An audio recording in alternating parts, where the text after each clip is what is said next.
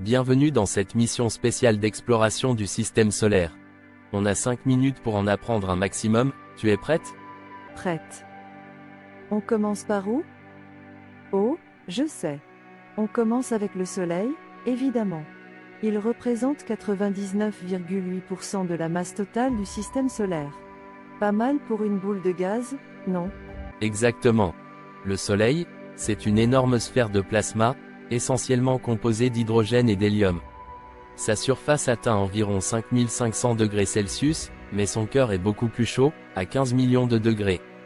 Tu savais qu'il consomme environ 600 millions de tonnes d'hydrogène chaque seconde? Impressionnant, non? Ça, c'est du carburant.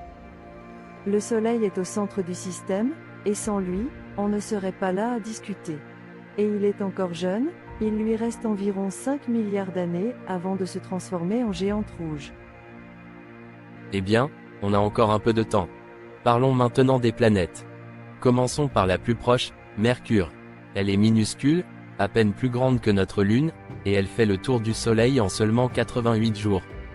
Très rapide, mais avec des températures extrêmes, plus de 400 degrés Celsius le jour et moins 180 degrés Celsius la nuit. C'est à cause de son absence d'atmosphère épaisse qui pourrait réguler la température.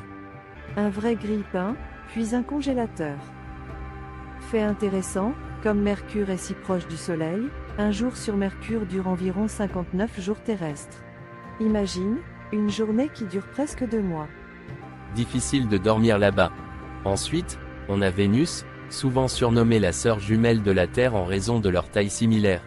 Sauf que c'est un enfer total. Sa surface est plus chaude que Mercure, à cause d'un effet de serre incontrôlable. L'atmosphère est principalement composée de dioxyde de carbone, et il y a des vents qui atteignent 360 km/h. Sans parler des pluies d'acide sulfurique. Charmant, non? Pas vraiment le coin de vacances rêvé. Ah, et un fait amusant, Vénus tourne dans le sens opposé à la plupart des autres planètes. Si tu étais là-bas, le Soleil se lèverait à l'ouest et se coucherait à l'est. On aime faire les choses à l'envers sur Vénus. Ça remet tout en question. Mais revenons sur Terre. Littéralement.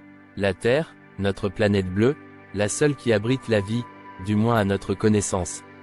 Elle est dans ce qu'on appelle la zone habitable, où l'eau peut exister sous forme liquide. Fun fact, saviez-vous que la Terre est en réalité légèrement aplatie au pôle et bombée à l'équateur? C'est à cause de la rotation. Et il ne faut pas oublier que 70% de la surface de la Terre est couverte d'eau.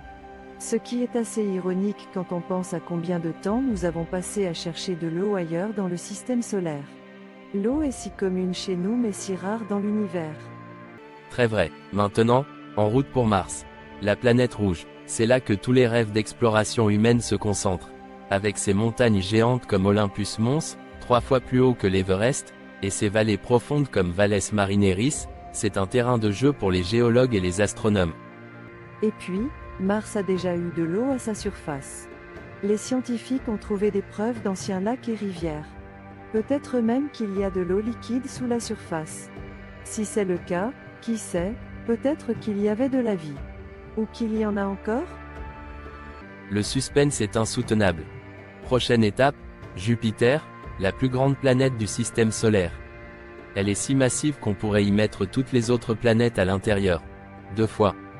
Sa grande tache rouge est une tempête géante qui fait rage depuis au moins 350 ans, plus grande que la Terre elle-même.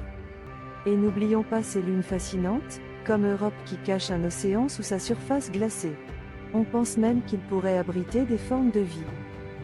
Tu imagines? Découvrir des créatures extraterrestres nageant dans un océan sous la glace? Ce serait incroyable. Ensuite, on a Saturne, le roi des anneaux.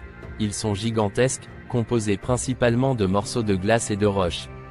Ce qui est fascinant, c'est que ces anneaux pourraient être relativement jeunes, formés il y a seulement 100 millions d'années. Et il a aussi une lune géniale, Titan, qui a une atmosphère dense et des lacs de méthane liquide à sa surface. Une des seules lunes à avoir une atmosphère significative. Uranus, maintenant. Elle est unique car elle tourne sur le côté, avec une inclinaison de 98 degrés. Son atmosphère contient du méthane, ce qui lui donne cette couleur bleu-vert. Et, fait amusant, c'est la planète la plus froide du système solaire, même si elle n'est pas la plus éloignée. Oui, moins 224 degrés Celsius en moyenne. Ça caille. Enfin, terminons notre tour avec Neptune, la planète la plus éloignée. Elle a les vents les plus rapides du système solaire, atteignant 2000 km/h. Un vrai ouragan constant. Et n'oublions pas Pluton. Elle reste spéciale malgré son déclassement en tant que planète naine. Elle a 5 lunes, dont Charon, qui est presque aussi grande qu'elle. On se demande encore ce qui se cache dans la ceinture de Kuiper où elle réside. Un endroit mystérieux, plein de petits corps glacés à explorer. Bref, le système solaire est incroyable, non ? Absolument, et il y a encore tellement à découvrir. Merci pour cette exploration éclair, mais notre aventure dans l'espace ne fait que commencer.